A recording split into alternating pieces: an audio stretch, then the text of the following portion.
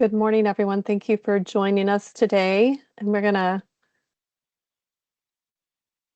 go on and get started as it's noon, and I don't want to waste anyone's time here. So, Megan, I will pass it off to you. Monica, I believe you have slides to share. Yes. Anyways, I'll start by just saying welcome, everyone. Thank you for taking the time out of your day to join us here. All right, can everybody see the slides? Yes. Should be good, I believe. I'm on the phone. Right, so today is our nitrogen optimization pilot program orientation meeting. My name is Megan Blauett, and I'm joined by Susan and Monica, and we will all introduce ourselves as we go through this presentation. You want to advance, Monica? All right, so today, everyone, we'll be talking about starting with the program goals, and then us, the NOPP team, we'll do quick introductions. Then we'll go through grant management, talk about surveys, reporting, and data, and then kind of finish with community outreach and resources. And then we have plenty of time at the end for questions, but feel free throughout to send something in the chat or just speak out if you have anything. But we'll begin with the program goals. So many of you are likely familiar, but NOPP, the main goal is to answer producer-specific nitrogen research questions, which is what all of you came up with to start your projects and provide an application. So we are here to help you answer those questions. We also want to improve producer profitability. So we can do that by finding your optimum nitrogen rate to try to, have the best nitrogen rate to provide you the highest yield while also an ROI with your nitrogen applications. And then we also want to improve commercial nitrogen management efficiency across Wisconsin. And that's a pretty lofty goal and not something that happens overnight, but all of you and your projects help contribute to this data set where we can begin understanding, the ins and outs of nitrogen management and get better ideas of how to predict and come up with optimum nitrogen rates for each farm. And then we also want to reduce nitrates in surface and groundwater. And so that again comes with finding your optimum nitrogen rate so you're not over applying and leaving excess nitrate in the soil to then be leached and contaminate water sources. So again, a little bit more background. NOPP, for those not familiar, kind of came into existence in 2022. And the first round of projects and data started in 2023. So this is now the beginning of 2026. This will be kind of our fourth cycle that we will be beginning and collecting data on. So we're still somewhat new, but we're hoping to do this for many more years and continue reaching these goals. So to introduce myself quickly, and then I'll let my team introduce themselves. So my name is Megan Blauett. I am the Nitrogen Management Outreach Specialist with UW Extension. So I'm fairly new to the NOPP team. I started just over a month ago, but I will be involved in all the outreach with your projects, and we'll be speaking more on that later. Monica, if you want to introduce yourself.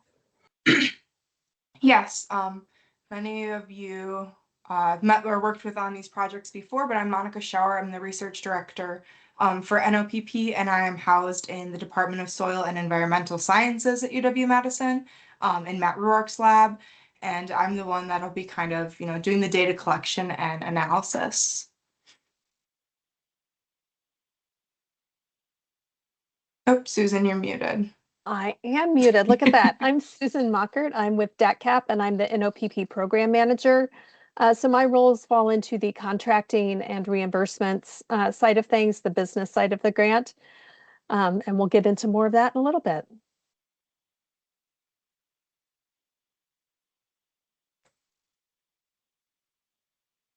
Or right now, we'll get into more of that. Look at that.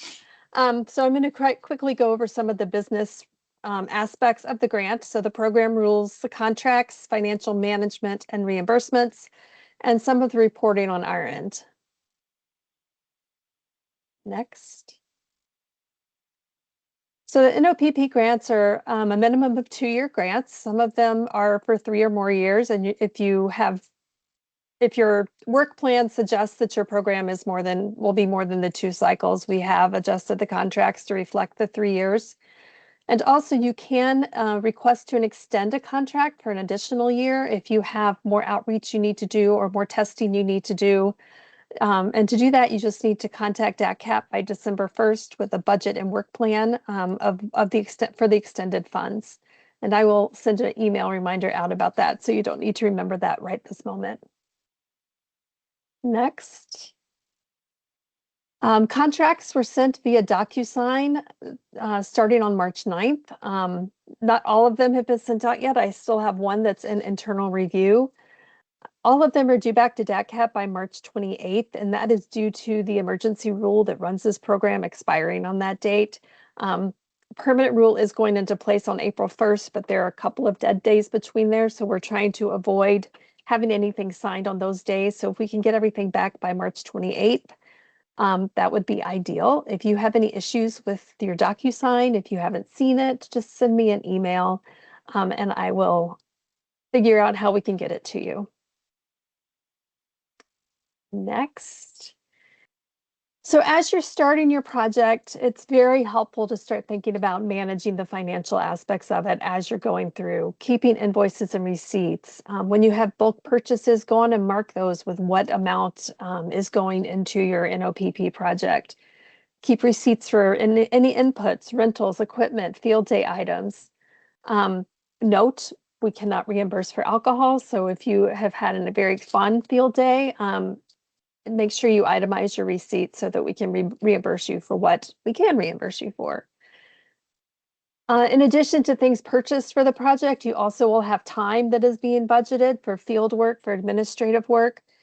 To track those types of costs, a spreadsheet with the time and the activity is probably the easiest way for all of us to be able to account for that time. Travel is reimbursed as mileage at the state rate of 51 cents per mile, not at an hourly rate or at the federal rate.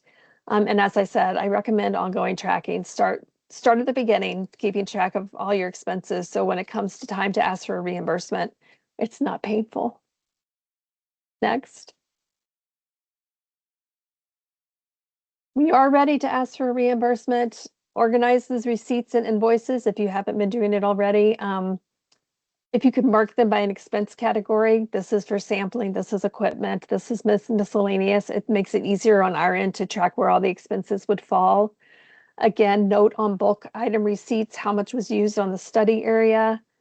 For your time tracking spreadsheet, just indicate the expense category. Is this a miscellaneous field day expenditure, or is this sampling time, whatever it is?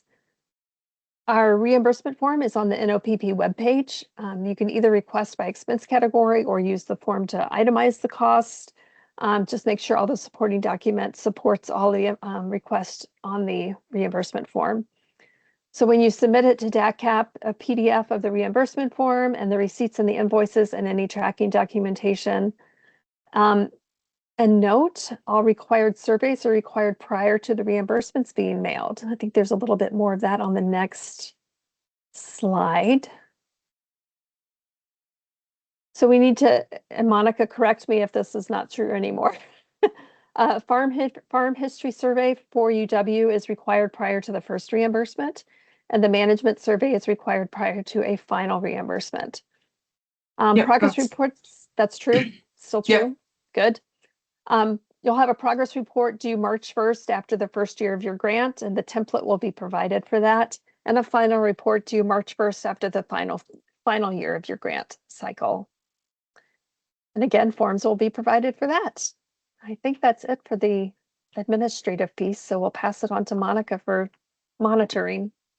So, any questions for Susan before we shift gears here on the reimbursement or administrative side of the grants? Awesome.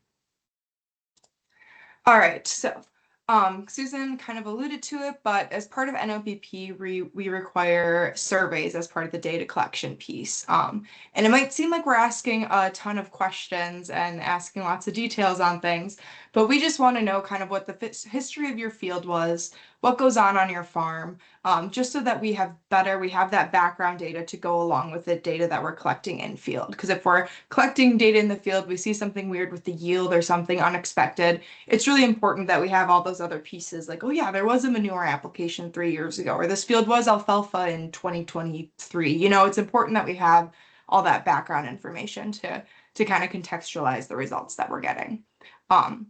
So we're going to send a farm and field history survey out, hopefully by the end of this week or early next week at the latest.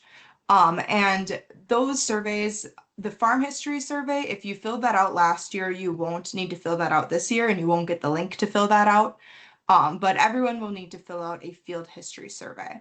And basically those are just asking pretty general questions on what your farm operation is, you know, if you have any cattle, kind of general information on that. And then we also will collect data on that field history, and that's where it gets a little more detailed on like what's going on in this field in the past, just so we know. So those will be sent out, like I said, in the next week or so. And the link to that survey queue will be sent out, and that will bring you to a page that looks something like this gray box here. That'll kind of be the cover of where it'll bring you to. And all of your outstanding surveys will be listed in that queue. And this link, this link in red here, if there's someone that we will send this survey link to farmer, anyone listed on your application as a project manager or a collaborator. But if there's someone else that you'd want to see and work on this, you'd be able to click that link. And these links, once you click them and you open the survey, you can start at it. You can start on the survey, you can save it and come back later. If you want someone else to kind of look at something, or if you want to get back to it. And then once you hit submit, then it's submitted and you can't access it again. If you accidentally submit it before filling it out, let me know and I can reopen it and send you that link again. As far as the field history survey, this is kind of what it looks like once you choose that option for once you open that survey link. And again, just kind of, it's pretty straightforward. You can do it on your phone too. It'll be kind of fit to that screen size. And pretty straightforward questions about your field. And then this is what that survey queue looks like. So once the trial management surveys or the field management surveys are sent out in July, there's kind of like a separate survey section for each part of your field. So where we ask about cover crop questions, where we ask about tillage questions. So it's kind of grouped up by that. And it looks like a lot, but I promise it's not. They're very short individual sections. They're just kind of parsed out like that. And something new, so this red cap, the way we're collecting the data this year, it's the same way we did last year, but if you were involved in a project prior to last year, it does look a little different than that. So just so you're aware of that. And as far as the surveys go for field management, there's kind of two different options. If you had something on your field, like an additional management practice, like a cover crop or manure, if you had something else going on different than just different nitrogen rates, you'll have a different survey section for each of those treatments. So just so if you see two things pop up, it's not an accident. We're asking questions about the two different sections.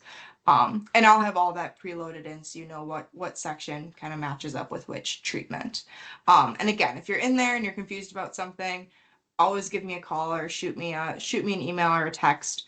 Because it's easier just to figure it out and do it right the first time than me going back in and being like, what exactly was going on here? So if you have any questions at all, just let me know. And those the management surveys will be sent out in July because we'll be asking questions about when did nitrogen go out, any other in-season field management that would happen. So we kind of want to wait until those activities are done before we send that out. And as Susan had mentioned, getting your reimbursements is kind of pending on us getting this data in. So for farm and field history surveys, I would recommend getting that in right away before things get really busy with planting season coming up. And trial management, I would, recommend getting that in kind of that, depending on your cropping system, that July, early August lull that you have. So those are kind of the sweet spots for trying to get some computer time and get those in. As far as field data reporting, so the actual data that you're collecting from your trials, like samples, yield, all those things. Kind of the way that we're going to do it is I will send out a Excel file with it'll be personalized to your project of the things that we're going to expect you to collect based on your work plan. And then things that you're sending to a lab, like manure or soil tests or tissue tests, you can put my email right in that lab who the results go to. So then those can come straight to me. So we don't have to have any back and forth with that. And then yield, obviously you have to pull off of whether you use a Waywagon or your yield monitor, and you can fill that in on this Excel file and then send that to me as well. When you're sending things to the lab, the easiest way to do it is just making that sample ID super clear of what it was. You know, even if you could do plot number if it was by plot, or if you did block, you know, different depth for the sampling. And you can also make, you know, the field ID NOPP, or if you want to do it NOPP manure, NOPP no manure, you know, depending on what the treatment is. But just having all kind of your key identifiers right in that lab report's the easiest way to do it, just so we know just so when I get it, I know what data that corresponds with. Just a reminder, part of the requirements of NOPP is that your soil samples go through a DATCAP certified lab, and that's the requirement for the routine soil analysis. So that's pH, organic matter, you know, that kind of base soil package, as well as the any nitrate or ammonium tests. So the list of those DATCAP certified labs is right here. They're also, it's easy Google search, this the same table will pop up. But if you are doing other testing like soil health or anything else that you might be doing, that's okay if it doesn't go to a DATCAP certified lab. Because I know kind of all the different labs have different analysis that they run. So that one's okay if it doesn't go to a DATCAP certified lab. Just my final kind of point is remember to take and share pictures. If you're out in the field, you see something cool, text it to me. You know, a picture really is worth 1,000 words. And a lot of times that can really be a good reminder of what was going on in that field season. And also, okay, well, what day was I out there? What day did we do that? What day did we terminate the covers? You know, it's when you have those pictures in your phone, it can kind of be a good stamp of that as well. So I would say take a picture every time you do a field activity. It's always good to kind of have that extra context to go with any data that you collect. With that, I'll pass it over to Megan unless there's any questions. All right, if there's not any questions right now, I'm going to take a minute just to kind of talk about why what we're doing is so important, how much goes into it, and kind of repeating what Monica said, why we collect so much from you and why we ask questions. So nitrogen rate, and what a lot of you are studying, is the main driver of nitrogen use efficiency, profitability, and water quality risk. And there's a lot that goes into that. Monica, if you could, yeah. So things like nitrogen source, the nitrogen timing, application method, these are all things that we ask you and we all consider when we talk about the nitrogen rate, along with things such as cover crops, crop rotation, manure management. So some of you are likely trying these as your treatments, you know, with cover, without cover, or maybe different mixes of cover crops, and then manure management. But these are all really important things that also impact your nitrogen rate, and why we are curious about your field history and maybe what's been on your farm or in your fields prior to this trial. And then there are also things like different products and technologies that if you're using stuff like a nitrogen stabilizer or using different technologies that impact your nitrogen rates, we consider those as well. And then kind of to cover everything else, other management. So as many of you know, I mean, there is so much that goes into nitrogen rate. There could be years where, maybe you were low on phosphorus and that field didn't get phosphorus, and that was your limiting factor, and maybe not the nitrogen. So us just having an understanding of, if we see something confusing, we can look at your other management and see if there's anything that kind of makes sense of it. And then last, but certainly not least, is your soil information and then weather of that year. So I mentioned all of these things as well because we do ask you for those surveys, but even if you are in the field, say you're side dressing nitrogen on like June 13th, and then like a couple days later you get an 8-inch rain, just tell us, because we might, see general precipitation, but that could have a greater impact on what we're seeing, knowing that daily local precipitation, or if you have hail damage or anything that you notice that might not be captured in those surveys, feel free to reach out to us at any time, and sending pictures is a great way to do that as well. So, Monica, next slide. So now talking about community and outreach. So this is what the NOPP team is here to support you. if you need any help with, if you're going to a meeting, hosting a meeting or field days, and you want handouts, or you want to have a slide about your nitrogen response curve after your first year of data or second year, or if you need any help with actually presenting or having someone there from our team, just reach out to us and let us know. We can help you with that. And also advertising. If you have an event, anything that involves your NOPP project, or you want to talk about it, just let us know. We would love to be a part of that. And we just really want to capture any opportunities to gather and share experiences from your projects, and any learnings and outcomes we are able to get to share with other farmers, your neighbors and people around you. Then we can also, collect a lot of data and share it statewide as well, is the goal. So don't hesitate to reach out to us. Or if you've never hosted a field day, but you're new to this project and you want to have people out, let us know, and we can help you through that process as well. And then just to talk a little bit about some of the things we do for outreach and what you might be involved in. So first is the spotlight of your projects. So at some point, I will be reaching out to all the people in charge of projects this year, and we will create, just a summary of what you're interested in, what your project is all about, maybe some of the questions you had to start with, and kind of what we're seeing. And all of these will also include a picture. So we're really going to tell you to send us as many pictures as you can and take them whenever you're out in the field. Pictures are really great to have.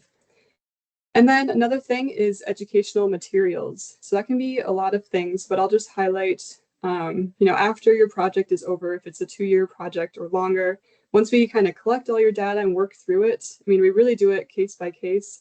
And again, look at all your different management, but eventually we will try to summarize and report that, and it'll get into this finalized PDF report that will then be posted to the DATCAP website, and UW has a website, so that we can be sharing this on-farm research we are doing.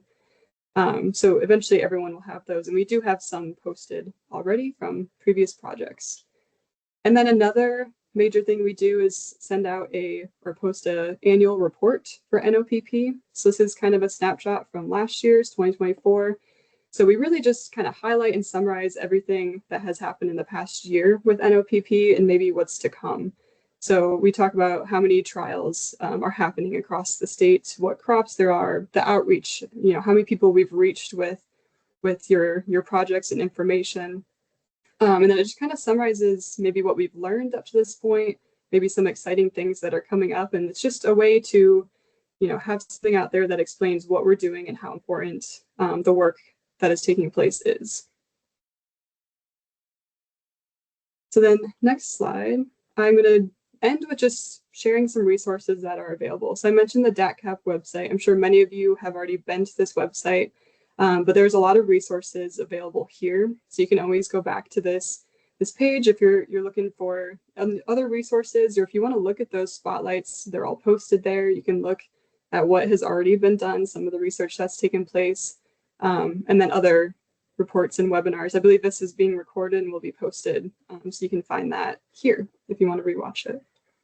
And then also on this website, you can get access to resources like the technical research guide, or you can also look up on YouTube. UW Extension has a lot of really great videos. Monica made one on how to take 2-foot soil samples, which all of you in your projects will need to do. So feel free to look up. A lot of information is posted on DATCAP or UW websites. So, and if you can't find these and are curious, you can always reach out to us as well, and we can lead you in the right direction. And then lastly, I also want to highlight something that's kind of new is the UW Extension now has the on-farm research website where NOPP is highlighted. You can see the protocols if you're looking for those, for all the different trials. If you're doing just nitrogen rate, if you're doing a product trial or manure or cover crops, there's resources there on that page. And then what is perhaps new, and many of you might not have seen before, there is a results page of the on-farm research, which is in development, and we're starting to post and trying to take all the on-farm research that's happening across the state and making it publicly available and searchable. So there are, if you go into this website, just search on-farm research and you can pull up the results tab. You can search within that NOPP, for example. There are 8 or so NOPP projects right now that are added into that that website. And you can also look up other things, not NOPP. There's some research, if you're looking up different crops like alfalfa, potatoes, you can query for that there. And also if you're specifically interested in a county, you can kind of see what's on there right now in those counties in red. You could look up just what's in your county if you're in one of those and see some of the on-farm research that is there. So this is something that, like I said, is developing. We will continue to be adding onto this, and eventually in a couple of years after all of your projects are done, they'll be added into this. So feel free to go and take a look at that. You can also perhaps certain topic areas, like if you want to see what cover crop data is on there, you can search just in that topic area. So it's very searchable, very easy to look up some of the results that we have posted, but always keep that in mind if you want to look back and look at other things there. So, and I believe that is it.